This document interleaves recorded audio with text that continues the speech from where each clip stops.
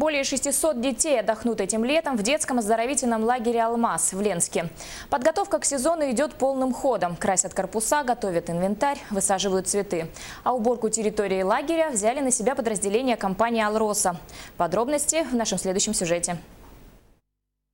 Сотрудники ленского подразделения «Алмаз Автоматики» сегодня утром закрыли контору на ключ, могут себе позволить, и всем составом отправились в детский лагерь «Алмаз» на уборку. Экономисты и бухгалтеры, наладчики и слесари сменили сложные аппараты и системы на метла и грабли.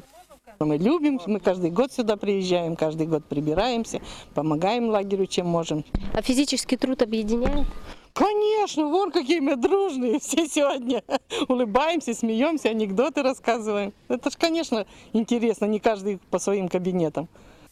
Анатолий Павлович Афанасьев работает наравне со всеми. Хоть и начальник, хоть и пенсионер. В свои 67 лет он даст фору молодым, ведь субботниками он закален с детства.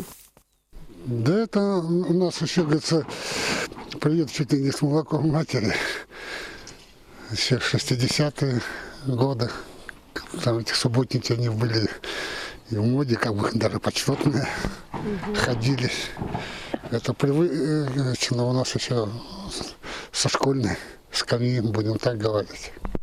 В начале лета перед открытием сезона территорию лагеря «Алмаз» делят на несколько частей между предприятиями «Алроса» на Ленской площадке. Каждый коллектив должен привести свой участок в порядок, убрать листву, освободить от мусора.